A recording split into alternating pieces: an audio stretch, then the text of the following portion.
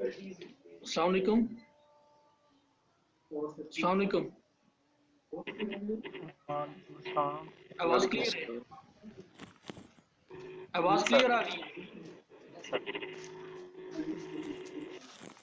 MATLAB कर लिए download? मैंने आप लोगों को लिंक्स भेजे थे।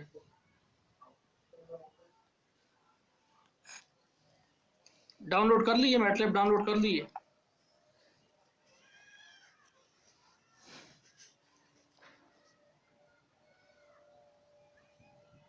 आवाज आ रही है आप लोगों को?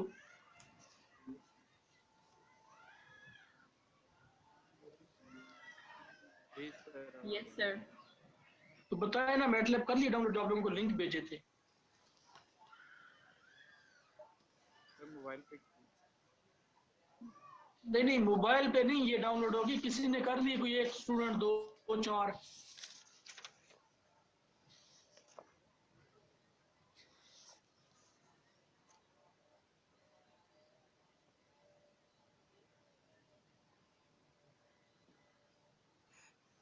ये क्लास आप लोगों की 50 की होती है, स्टूडेंट सारे 20 होते हैं। सर आज फ्राइडे है शायद इसलिए। यार फ्राइडे है तो फ्राइडे क्लास नहीं लेनी होती, घर बैठ के भी नहीं क्लास ले सकते। ये डाउनलोड नहीं की अभी तक?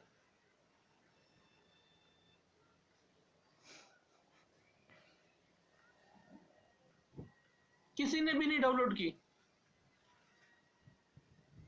कोई एक?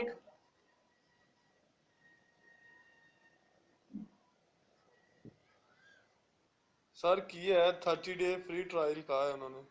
और यार फ्री ट्रायल वाली नहीं चलेगी, आपको जो मैंने लिंक भेजे आप उनको डाउनलोड कर लें, सिंपल सी बात है।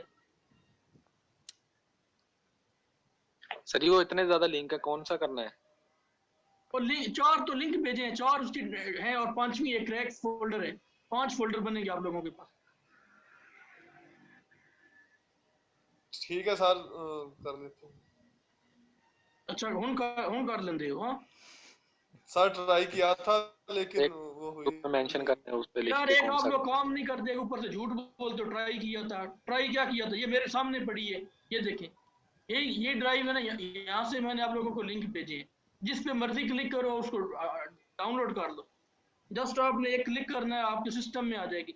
डाउनलोड पे क्लिक करो, डाउनलोड होना शुरू हो गई। ये देखिए, प्रीपेयरिंग डाउनलोड। एक काम नहीं करते, एक झूठ बोलते हो ऊपर से।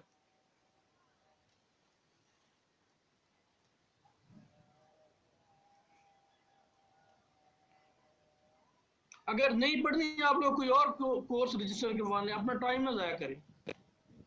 ये खामखा पास नहीं होंगे इसमें।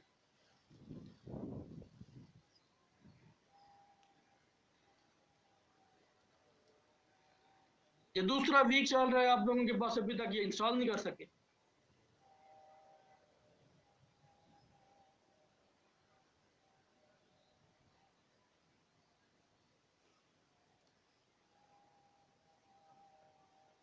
तो ये प्रोसीजर सुन लें, उसके बाद किसी और से डिस्कस कर लीजिएगा। इसका सिंपल सा प्रोसीजर है कि ये आप लोगों को 4 फोल्डर मैंने दिए हैं, वो इस फॉर्म में है। ये जब आप डाउनलोड करेंगे गूगल ड्राइव से, डीवीडी पार्ट 2, पार्ट 1, ये 2 का पार्ट 1 है, 2 का पार्ट 2 है। इनको आप ओपन करेंगे तो ये इस तरह फाइल, इन सब को आपने यहाँ से कट करके या कॉपी करके ये इस तरह बना लें। ये आपके पास टोटल 4 फोल्डर होंगे। साथ साथ इमेज बनाते जाएं या नोट करते जाएं। एक ये, दूसरा ये, तीसरा ये, और चौथा ये अभी मैंने मॉर्निंग वालों को बताया है। और 5वां फोल्डर आपके पास ये वाला होगा। तो ये इस वजह से एक्सट्रैक्टेड फाइल्स यहाँ पे पड़ी हैं, तो इनको मैं यहाँ से अभी डिलीट कर देता हूँ और दोबारा फिर इनको एक्सट्रैक्ट कर लेते हैं।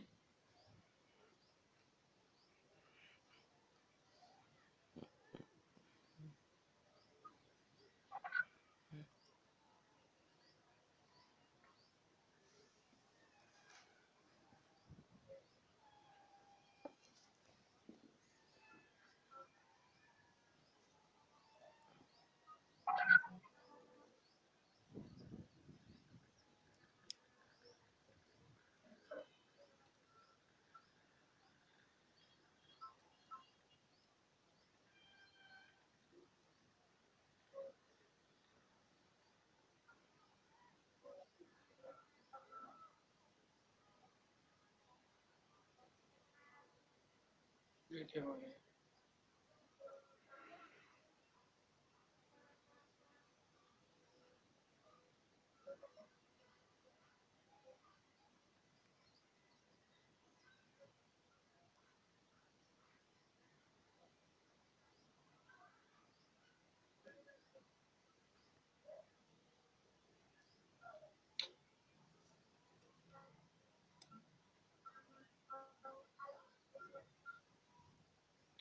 चले,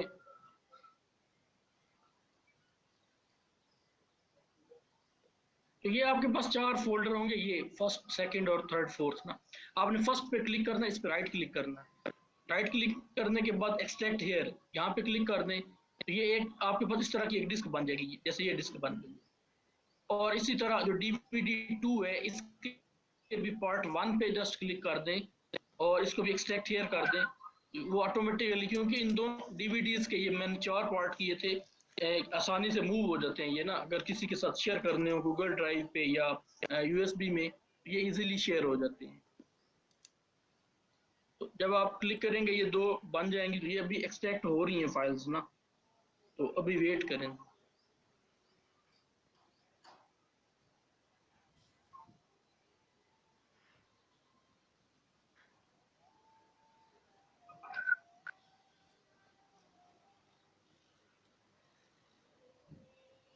एक मिनट अजान हो ले।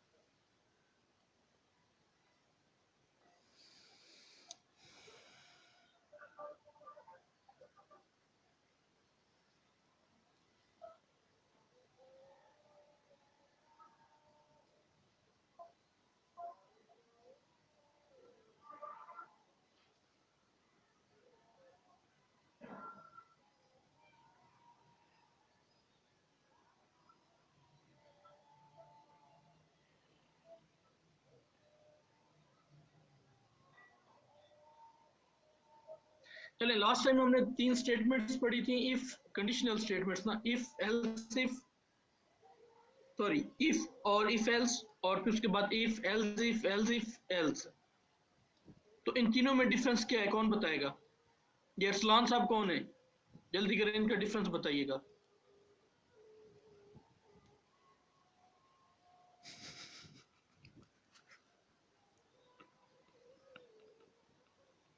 ये अरसलान कौन है, ये अरसलान?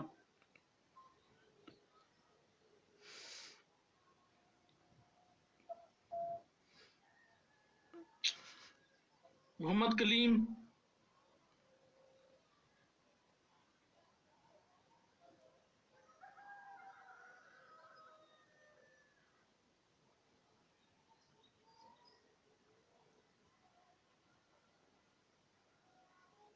ये जुल्फकार, शान जुल्फकार?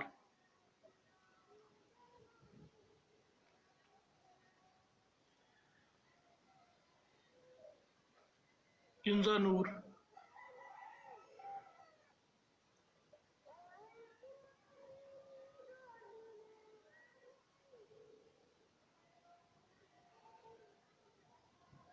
अदनान शौकत,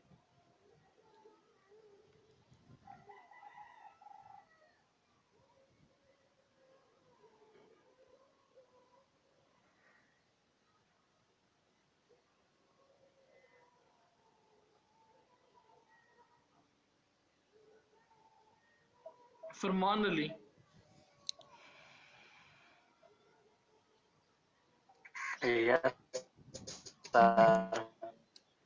ये क्या डिफरेंस है तीनों में? इफ एल्स और इफ एल्स में। सर इफ एल्स में अगर एक कंडीशन ट्रू है तो इफ वाली स्टेटमेंट चलेगी और एल्स वाली बाद में जब कंडीशन फास्ट होगी तो इस एल्स में जाएगी। ये तो आप उसका सिंटैक्स बता रहे हैं ना, उसका स्ट्रक्चर बता रहे हैं। हाँ जी। लेकिन इन तीनों में डिफरेंस क्या है? सर मैंने इन तीनों में ज्वाइन डिफरेंस अभी क्या है? किया, थोड़ा देख लेने दे। अच्छा, इन्हीं देर क्लास ही खत्म हो जानी है। चलिए, तीन स्टेटमेंट्स हैं। इफ जो है, इफ अगर हमने कोई भी एक कंडीशन जो है उसको रन करना हो, एक को एग्जीक्यूट करवाना हो, फॉर एग्जांपल ये हमारे पास एक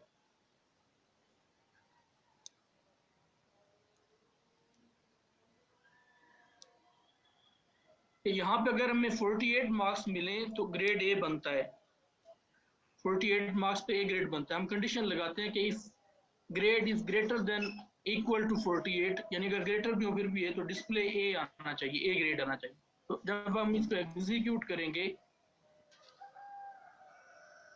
तो ये ए ग्रेड, और अगर इससे कम है, फॉर एग्जांपल ये 40 मार्क्स हैं, तो फिर ये हमारे पास एग्जीक्यूट नहीं होगी, क्योंकि कंडीशन जो है वो रॉन्ग होगी। अब अगर हमने at a time 2 B grade भी चेक करना हो तो फिर हम क्या करते हैं, एक और स्टेटमेंट इसमें यूज करते हैं, कंडीशनली है, उसको फिर हम कहते हैं इफ एल्स ना। तो यहाँ पे हम लिखेंगे एल्स और डिस्प्ले बी।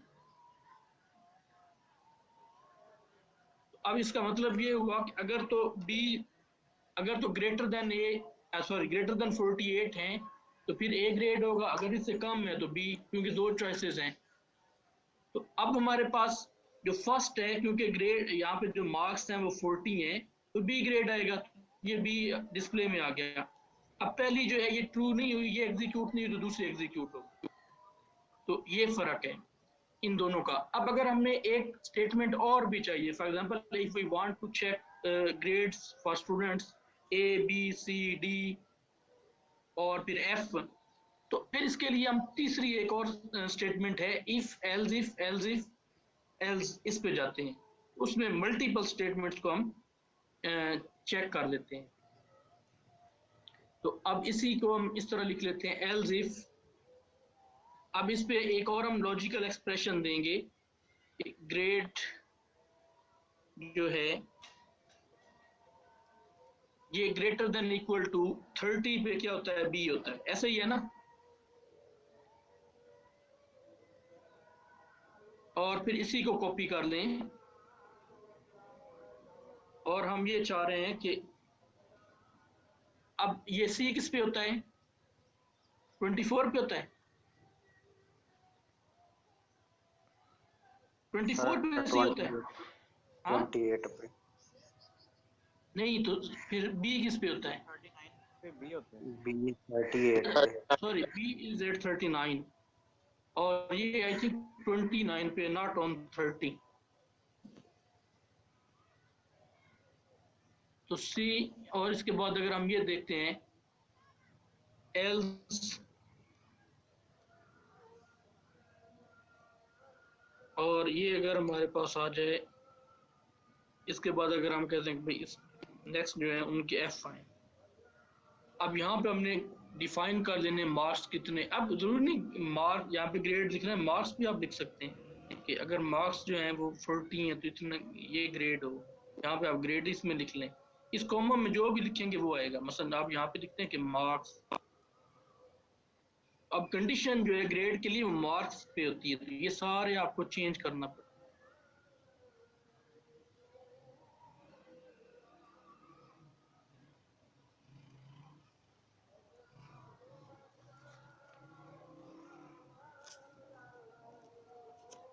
तो इसमें आप यहाँ चाहे लिख लें ग्रेड लिख लें, यहाँ पे आप लिख लें ग्रेड ए। अगर ए नहीं लिखना तो आप इसके साथ ग्रेड भी लिख सकते हैं, ग्रेड ए।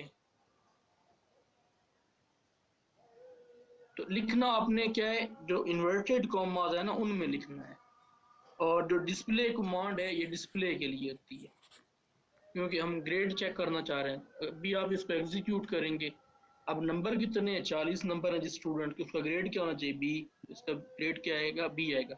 अब पहली कंडीशन चेक हुई, नहीं फुलफिल हुई, अब दूसरी चेक हुई, तो दूसरी के बाद ये टर्मिनेट होगा, तो बी ग्रेड होगा।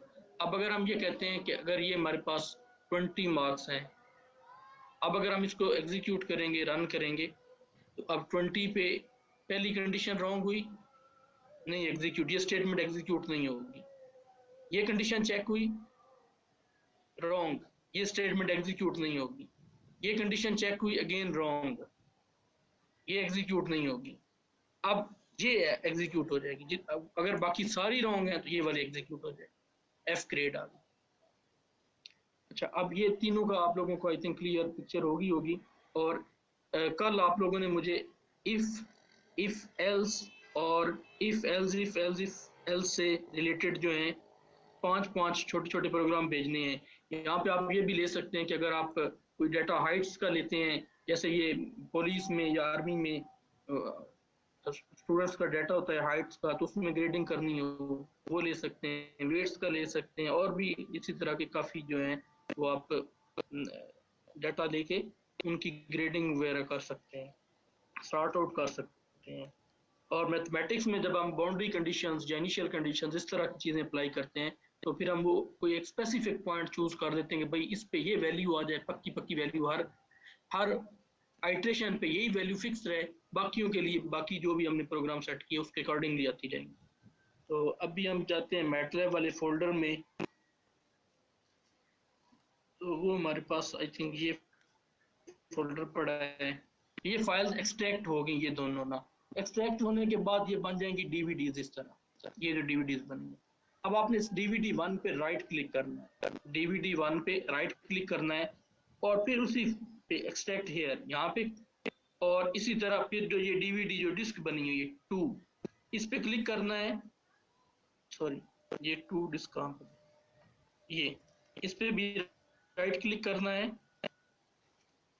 और एक्सट्रैक्ट हियर। तो अभी ये फाइल्स जो है एक्सट्रैक्ट हो रही हैं, अब उसके बाद हम देखते हैं क्या बनता है। अभी हम पहले सीखते हैं कुछ मैटलैब के बारे में। तो यहाँ तक कोई क्वेश्चन है तो पूछ सकते हैं आप लोग।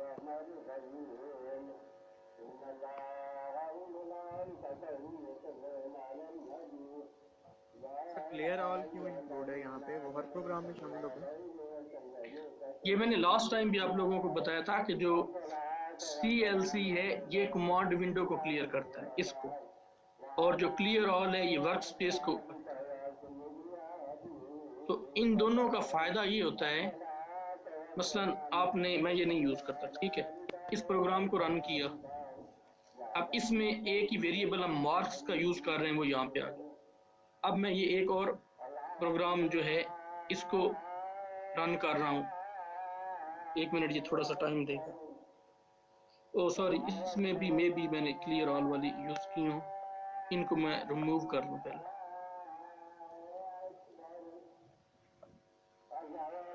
अब ये तो यहाँ पे अगर आप कंट्रोल-C कर देंगे ना, ये जो कमांड विंडो है ना, इस पे आपने जस्ट क्लिक करना है, कंट्रोल-C से क्या होगा, वो ऑफ हो जाएगी, यानी ये रन नहीं होगी। CLC अब क्लियर कर। अब मैं इस प्रॉब्लम को मैंने चलाया, ये अब चल रही है।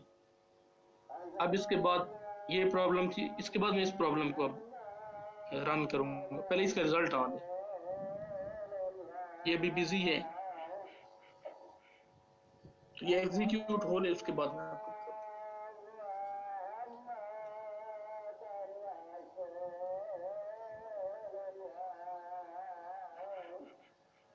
इतनी देर में ये फाइल्स भी एक्सट्रैक्ट हो जाएंगे।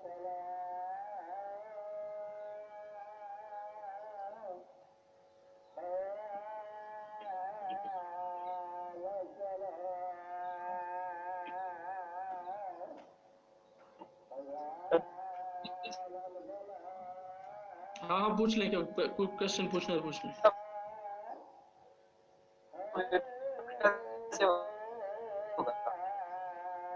आपकी आवाज क्लियर नहीं आ रही।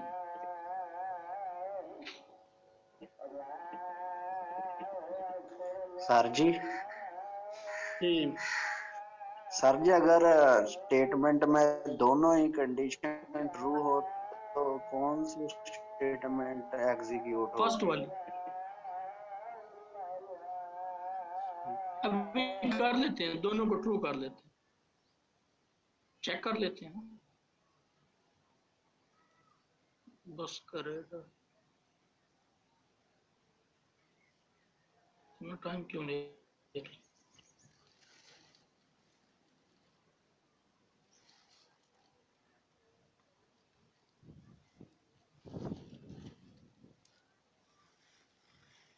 ये जब तक आप प्रैक्टिकली खुद से सॉल्व नहीं करेंगे तब तक आप लोग जो है ना वो नहीं समझ सकते। अच्छा, ये फाइल रन होगी। अब इसके बाद ये नेक्स्ट फाइल ये है, इसमें भी हमने वो CLC क्लियर ऑल ने की। अब इसको रन कर, अब ये भी रन होगी। ये छोटी सी फाइल जल्दी रन हो जाए। अच्छा, अब देखिए इसमें वेरिएबल एक है, इसमें बेशुमार वेरिएबल है। अब यहाँ पे हमें देखिए वो भी वेरिएबल नजर आ रहे हैं और जो ये हमारा सोल्यूशन वाला है वो भी वेरिएबल आएगा। ये देखिए यहाँ पे सोल्यूशन वाला वेरिएबल कहाँ पे, टॉप की तरफ नहीं मार्क्स वाला होगा, MM से आएगा। ये भी मैं आप लोगों को दिखाता हूँ, ये पड़ा है, ये मार्क्स वाला इस प्रोग्राम का है। बाकी सारे जो है वो इस प्रोग्राम के वेरिएबल्स हैं। ठीक है, अब अगर हम ये दोनों कमांड्स यूज करें तो जब आप इस प्रोग्राम को रन करेंगे तो यहाँ पे वर्क स्पेस में इसी प्रोग्राम के वेरिएबल शो होंगे। असल अभी मैं वो अप्लाई करता हूँ कमांड्स ना।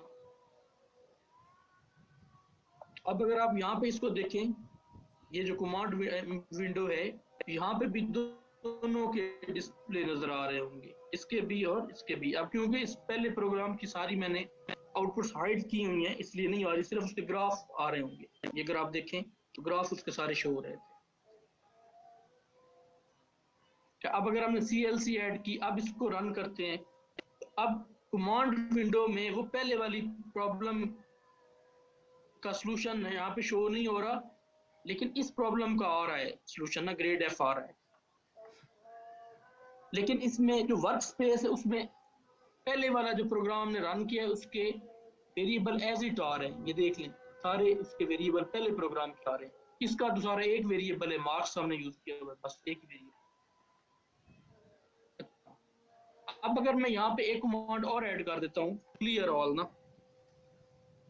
Clear all. अब रन करते हैं इसी प्रोग्राम को। अब देखें यहाँ पे वर्क स्पेस में सिर्फ एक ही आ रहा है जो इस प्रोग्राम से बिलोंग करता है। तो इन कमांड्स का फायदा ये होता है, अब मल्टीपल प्रोग्राम आप चला रहे हैं, जैसे एक ये पड़ा है, एक ये पड़ा है, एक ये पड़ा है, इस तरह डिफरेंट हमारे पास प्रोग्राम्स पड़े हुए हैं। तो इनको अब हमें क्या पता कि कौन सा क्या नाम है वेरिएबल हमने यूज किया। यहाँ पे बहुत वक्त टाइम नहीं होता, आप इसको शट डाउन करके या इसको ऑफ करके चले जाते हैं, आगे फिर ओपन करते हैं। तो इन कमांड से ये सारी चीजें क्लियर हो जाती है। जो भी आपके वेरिएबल यूज हो रहे होते, करंटली यूज हो रहे होते, इनमें आप काम कर रहे होते, वो यहाँ पे विजिबल है। समझ आ गई इसकी कमांड की, इसलिए हम ऐड करते हैं। अच्छा, अब इसके बाद एक नेक्स्ट और स्टेटमेंट है स्विच स्टेटमेंट ना। अब स्विच स्टेटमेंट का काम क्या है? स्विच स्टेटमेंट में हम डिफरेंट केसेस जो हैं उनको डिस्कस करते हैं।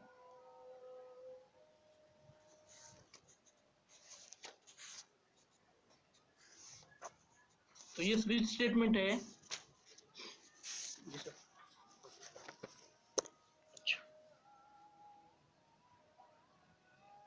तो स्विच स्टेटमेंट्स का ये सिंटैक्स है, स्विच, उसके बाद यहाँ पे हमने एक्सप्रेशन लिखना है जो भी हो, और फिर उसके बाद हमने उस एक्सप्रेशन के अकॉर्डिंगली केसेस डिस्कस करने हैं। केस 1 हम ले सकते हैं, केस 2 ले सकते हैं, केस 3 एंड सो ऑन।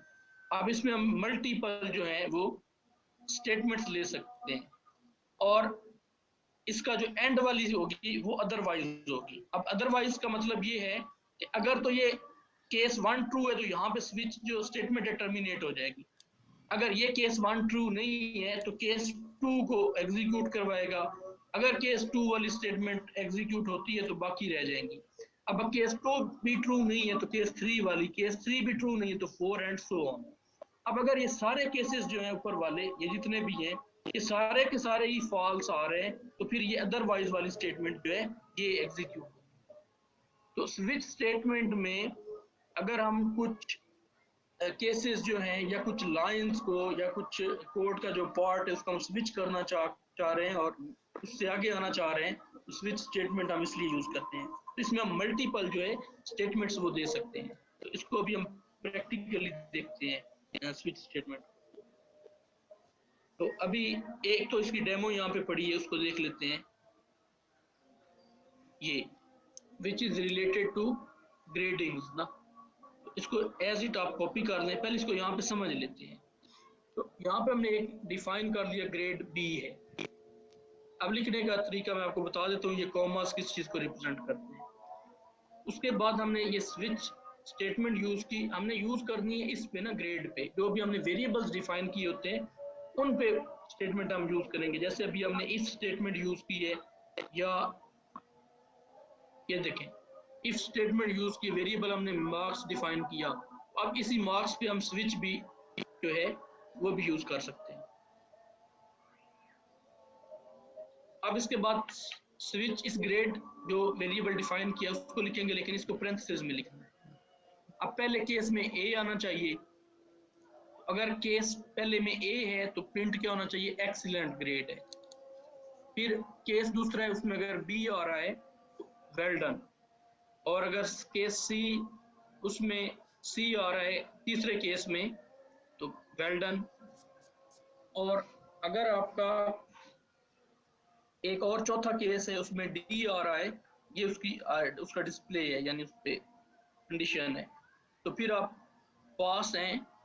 और अगर केस 5 है उसमें आपका एफ आ रहा है तो फिर बेटर ट्राई अगेन।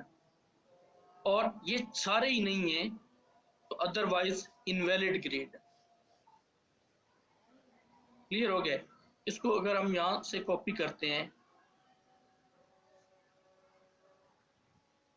और एग्जीक्यूट करवाते हैं मैटलैब में, इसको एक तो आप कमांड विंडो में भी एग्जीक्यूट करवा सकते हैं। यहाँ पे कंट्रोल वी पेस्ट कर दें और एंटर प्रेस करेंगे तो वेल डन।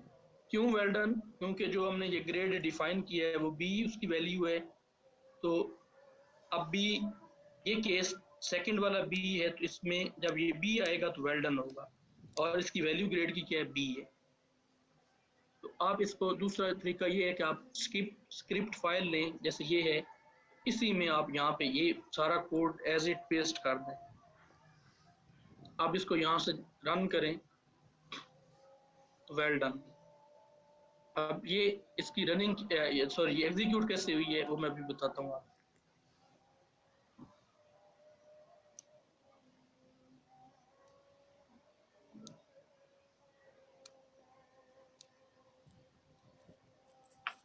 अब यहाँ पे हमने डिफाइन किया ग्रेड वेरिएबल बी है, इसकी वैल्यू बी है।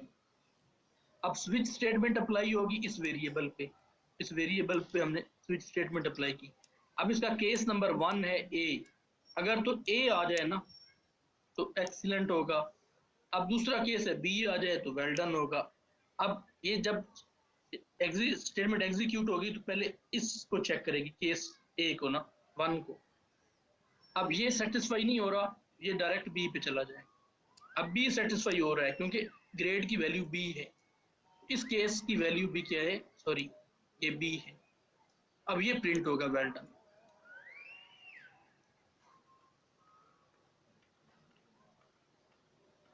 अब बाकी जो सी डी या सारी हैं वो नहीं होगी। अब अगर यहाँ पे आप एफ कर देते हैं फॉर एग्जांपल,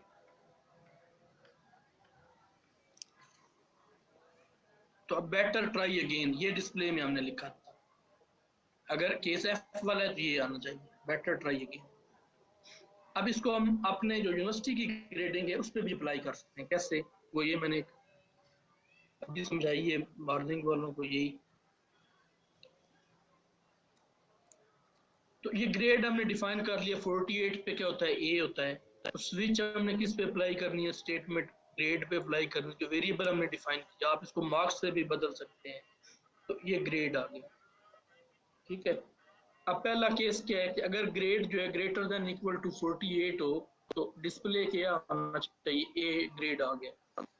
अब दूसरा केस क्या हो सकता है कि अगर ग्रेटर देन 30 है तो फिर बी आना चाहिए। फिर तीसरा केस क्या है, अगर ग्रेटर देन 39 और ये 29 तो सी आए, और ये आई थिंक है 24,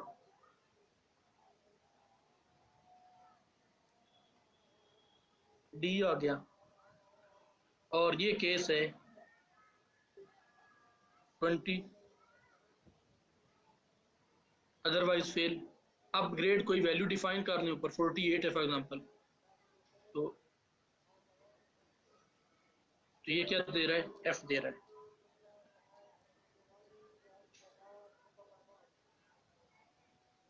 और अगर आप इसको 20 करते हैं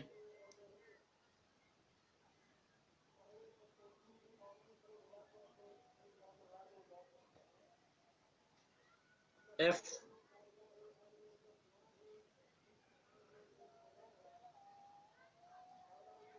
50 करते हैं, अगेन एफ दे रहा है। अब ये क्यों दे रहा है एफ, उसकी वजह ये है कि हमने इसकी एक रेंज डिफाइन करनी थी। अब इसका मतलब ये कि जो हमने लॉजिकल एक्सप्रेशंस लिए हैं ना वो ठीक नहीं है, जो लॉजिकल एक्सप्रेशंस लिए हैं वो ठीक नहीं है। अच्छा, इनको आप लोगों ने क्या करना है, करेक्ट करना है। अभी ना ये टाइम शो हो रहा होगा लेस देन 1 मिनट, तो अभी ये क्लास ऑफ हो जाएगी, बाकी इंशाल्लाह नेक्स्ट टाइम देखेंगे। क्योंकि ये ग्रेटर देन 20 भी वो वैल्यू है, ग्रेटर देन 24 भी है, 29 भी है, 39 भी है, 48 भी है, वो अदरवाइज वाला ऑप्शन दे रहा है। तो इनको हमें एक रेंज में लेना पड़ेगा, यानी 48 से ग्रेटर, और ये हमें लेना पड़ेगा 39 greater than 39 less than 48, and operator use करना पड़ेगा। तो फिर इसकी ग्रेडिंग जो है वो, ये क्या नाम है, वो प्रोग्राम तो ठीक है, मसला नहीं, रन हो रहा है, लेकिन वो